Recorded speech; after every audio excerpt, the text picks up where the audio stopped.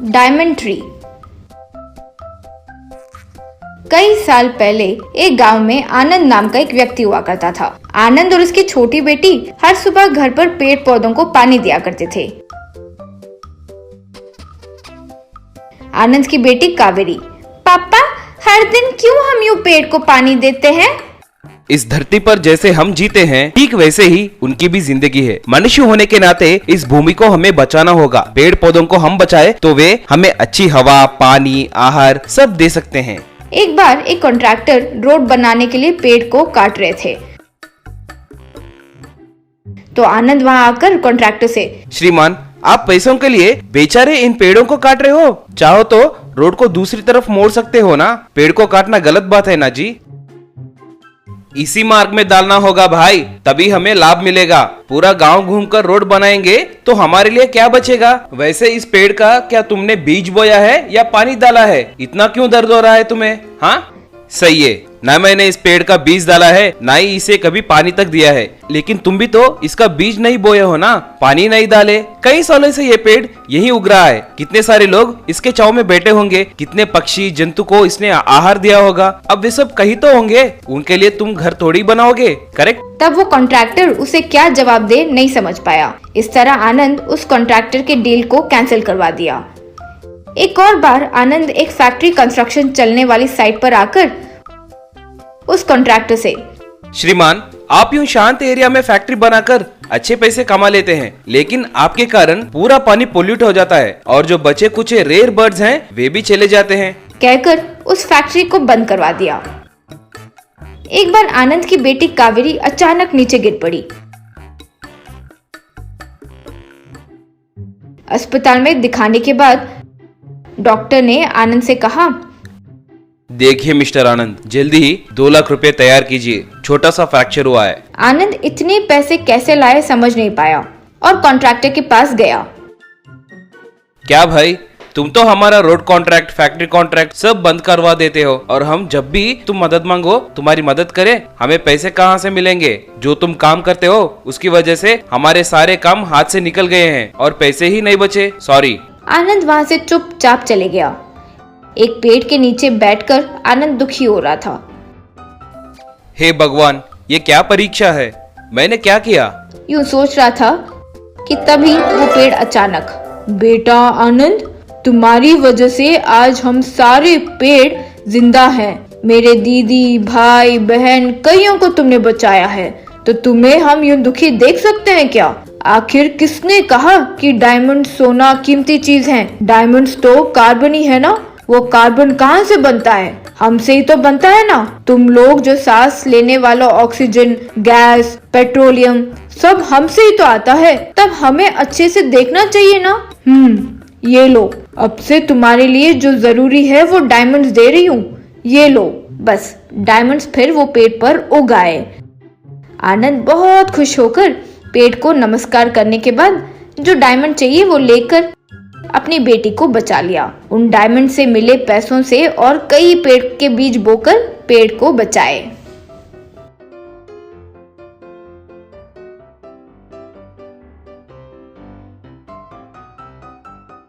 Balloons restaurant. एक गांव में युगंधर नाम का एक व्यापारी था। वो बहुत लालची था। जब लोग उसके पास उधारी के लिए आते थे, पहले उसे उधारी देकर उसके बाद उनके कागज में लोचा करके ब्याज बहुत ज्यादा लिया करता था। वही गांव में एक बलून वाला रहता था। वो रोज गली गली घूमते हुए, बैलून्स ले लो, बैलून्स, आइए आइए, हर रंग का बैलून मिलेगा यहाँ, आओ मैडम आओ, ऐसे बलून्स बेचता था। एक दिन चौपाल के पास अपने दोस्तों से विनय, अरे बहुत दिनों से बैलून्स बेच रहा हूँ यार, लेकिन मुनाफा कुछ नहीं हो रहा है, कोई आइडिया है तो दो ना। अरे अपने गांव में एक अच्छा रेस्टोरेंट नहीं है रे, हम बहुत मेहनत करेंगे तो अपने गांव में एक अच्छा रेस्टोरेंट शुरू कर सकते हैं। आइडिया तो अच्छा है, लेकिन इतने पैसे कहाँ हैं हमारे पास? उसमें कौन सी बड़ी बात है, अपने गांव में युगंधर है ना, उसी से ले लेंगे। वो नहीं, सुना है बहुत बड़ा धोखेबाज है। अभी उसके अलावा और कोई रास्ता है क्या? कोई और रास्ता ना होने पर दोनों युगंधर के पास जाकर उनके आइडिया को सुनाए। अच्छा आइडिया है आप लोगों का, बहुत अच्छा है। आपको रेस्टोरेंट शुरू करने के लिए जो पैसे चाहिए मैं दूंगा। रेस्टोरेंट के लिए भाड़ा 12,000, फिर अग्रीमेंट्स लिख लेते हैं। दोनों ने ठीक है। कहकर डॉक्यूमेंट्स पर साइन करके पैसे ले लिए। कुछ दिन में विनय ने अपने दोस्त की मदद से रेस्टोरेंट शुरू किया। व्यापार बहुत जोरों से चल रहा था। आने वालों की संख्या ज्यादा होने से रेस्टोरेंट के बाहर ग्राउंड में भी टेबल लगवा दिए।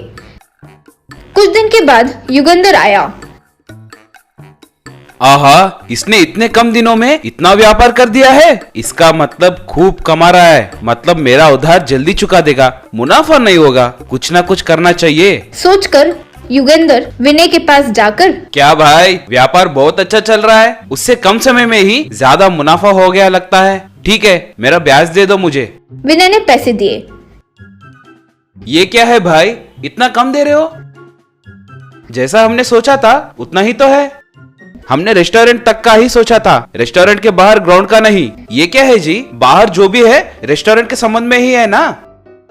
हाँ, लेकिन हमारे लिखे हुए डॉक्यूमेंट्स में तो नहीं है ना, इसलिए बाहर की जगह भी इस्तेमाल की है, इसलिए 2 गुना ज्यादा ब्याज देना होगा। ये तो अन्याय है जी। क्या अन्याय? वैसे वो सब मुझे नहीं पता। बाहर की जगह पर मुझे तुम्हारे टेबल्स नहीं चाहिए, बस उतना ही ना। वो ग्राउंड में मेरे टेबल्स नहीं रहना चाहिए। हवा में रहे तो तुम्हें कुछ शिकायत होगी? तुम हवा में रख लो या पाताल में रखो, मुझे उससे क्या है भाई। वो जगह पे तुम्हारे टेबल्स नहीं रहना चाहिए, बस। ठीक है, कहते हुए वहां से चला गया। उस रात उसने वहां सारे टेबल्स को बलून से बांध दिया। अगले दिन कस्टमर्स उन टेबल्स पर जैसे बैठे, टेबल्स हवा में उड़ने लगे। कस्टमर्स तब, वाह, बढ़िया है, बढ़िया है। आसमान में अच्छे से खाना, वाह, बढ़िया है। इस तरह आइडिया अच्छा है सोचकर खुश होने लगे। ऐसे ही कस्टमर्स आसमान में खाना खाने आने लगे। जो कस्टमर्स नीचे से देखते थे उन्हें आइडिया अच्छा लगता था और वे भी आने लगते थे।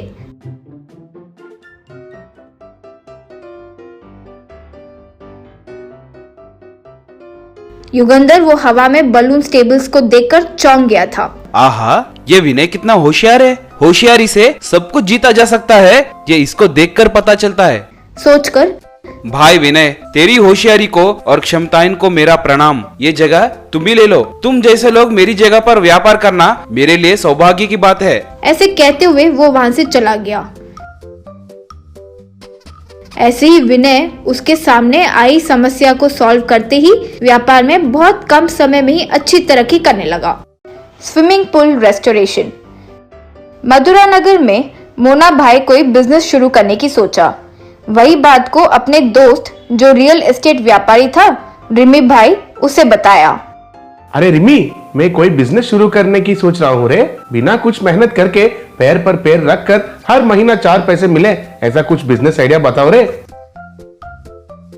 मन में रिमी भाई, अरे मस्त बकरा मिला है रे, इसे वो खराब हुआ स्विमिंग पूल किसी भी तरह खरीदवाना होगा। सोचकर मोना भाई से रिमी भाई, तुम्हारे मुताबिक कुछ देखूं तो तुम स्विमिंग पूल को शुरू करोगे तो लगता है सही होगा रे। जितना मुझे समझ आता है तुम्हें कोच की जरूरत भी नहीं पड़ेगी, क्योंकि तुम खुद एक बड़ा स्विमिंग चैंपियन हो। सुबह शाम 100 स्टूडेंट्स को तैरना सिखा दो, बस पैसे अपने आप आकर तुम्हारे अकाउंट में गिर जाएंगे। आइडिया तो बहुत अच्छा है रिमी, लेकिन स्विमिंग पूल वगैरह बनाने में तो बहुत खर्चा होगा ना, और उतनी बड़ी जगह हमको कहाँ से मिलेगा? हाँ, वो सब तुम मुझ पर छोड़ दो। वैसे तुम जो कह रहे हो वो भी सही है। एक काम करते हैं, कोई पुराना स्विमिंग पूल को लेकर उसका रिस्टोरेशन करवा के उसमें अपना बिजनेस शुरू करते हैं, तो अच्छा होगा ना। तो फिर किस बात की देर, वो पुराना स्विमिंग पूल कहाँ है देखो, उसका रिस्टोरेशन करवाते हैं। कहती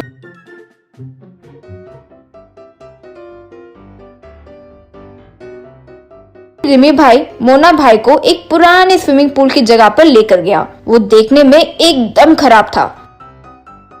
बेचने वाला ओनर रिमी भाई को दूसरी तरफ ले जाकर, रिमी भाई, इस पूल की पूरी इन्फॉर्मेशन तुम्हारे दोस्त को बताया था ना? धीरे से रिमी भाई, हाँ कह दिया जी। सामने से पैसे आ रहे हैं, वो नहीं लेकर फ्लैशबैक में एक एक पॉइंट निकाल रहे हो। कहते हुए उसे डांटकर उसके पैसे उन्हें दे दिया। वो लेकर चले गया। तब रिमी भाई मोना भाई से, अब और किसका इंतजार है? कल ही किसी को बुलाकर इस स्विमिंग पूल को रिस्टोरेशन करवा के काम शुरू करो। ठीक है, कहकर फिर स्विमिंग पूल रेस्टोरेशन करने वाले राजा सिंह को बुलवाया। वो ये पूल देखते ही राजा सिंह, अरे मोना भाई, तुमने ये स्विमिंग पूल क्यों खरीदे? इसके पीछे बड़ी कहानी है। वो सब जानकर ही खरीदे हो क्या? अगर मुझे पता होता कि ये पूल है तो मैं तुम्हारे करीब भी नहीं आता था। क्या हुआ राजा सिंह? इस पूल की क्या कहानी है? राजा सिंह बोलना शुरू किया। कई साल पहले ये पुल जब बना तो खूब चलता था, बिल्कुल भी खाली नहीं रहता था। वो ओनर पर तो पैसों की बरसात होती थी। एक दिन एक पीवट बहुत ज्यादा पीकर उस नशे में प्यास की वजह से इस स्विमिंग पूल में पानी पीने के लिए उतरा था। बस वो सांस नहीं ले पाया तो इसी में मर गया। इसलिए उसकी आत्मा इस स्विमिंग पूल में दिखने की वजह से स्टूडेंट्स आना बंद कर दिए। इसलिए इसके पूल में उसकी आत्मा है कहकर लोग मानते हैं। क्या राजा सिंह, तुम भी अभी इतना एडवांस साइंस टाइम में भूत प्रेत आत्मा ये सब लेकर बैठे हो? पहले तुम इसे ठीक करवाओ। तो राजा सिंह उस स्विमिंग पूल को एकदम शानदार तरीके से रिस्टोरेशन करवा कर दे दिया। उसे देखकर खुश होकर मोना भाई, राजा सिंह तुम बहुत महान हो भाई। देखो तुम्हारे हाथ लगते ही ये पुल कैसे चमक रहा है, एकदम नया दिख रहा है। ये लो पैसे लो, बहुत बहुत शुक्रिया। कहकर उसके हाथ में पैसे दिया। वो पैसे लेकर राजा सिंह, आप कुछ भी कहो मोना भाई, इसे जितना जल्दी हो सके उतना जल्दी बेच दो। क्यों बोल रहा हूँ समझो। अरे पगले राजा सिंह, तुम जैसे लोग बहुत डरते हैं। खैर हमें उनसे क्या लेना देना, कल ही मैं इसे ओपन कर देता हूँ। पहले इसे पूरा पानी से भर देता हूँ। कहकर पूल को पानी से भर दिया। अगले दिन पूल ओपनिंग पर सबको बुलाया। सब आने के बाद देखे तो अगले दिन पूल में एक बूंद तक पानी नहीं था। वो देखकर आए हुए लोग, ये क्या मोना भाई, स्विमिंग पूल ओपनिंग बताए और पूल में तो एक बूंद तक पानी भी नहीं रहा, तो क्या लोग हवा में तैरे?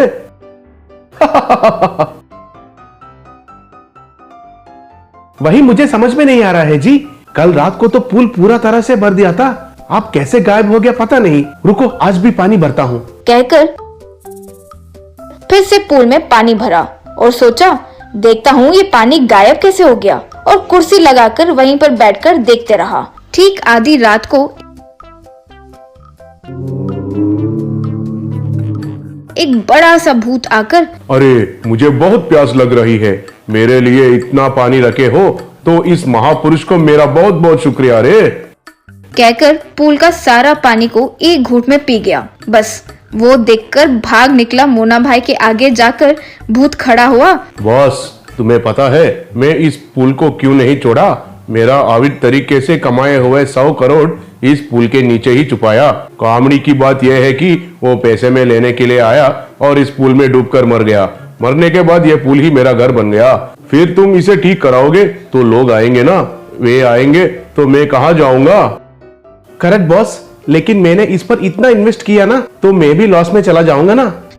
तो भूत अच्छे से सोचकर, ठीक है तुम्हारा भी लॉस ना हो और मेरा भी अपना घर न खोऊं, तो हम एक अंडरस्टैंडिंग पर आते हैं। इसके नीचे छुपाए सारे ब्लैक मनी तुम ले लो, उससे तुम कोई और बिजनेस शुरू करो। इस स्विमिंग पूल को मेरे लिए वैसे की वैसे ही छोड़ दो, क्या कहते हो? ठीक है आप इतना कह रहे हो तो मैं क्यों मना करूंगा। तुरंत जाकर अपने दोस्त रिमी भाई को ये बात बताता हूँ। वो कमीना पूरा का पूरा चोर है।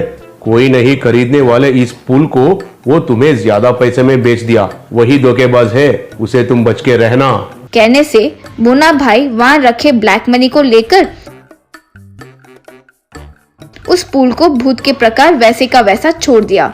धोखेबाज रिमी भाई को अपने आसपास भी नहीं आने दिया। वो वहां से मिले पैसों से दूसरा व्यापार करके अच्छे से जीने लगा।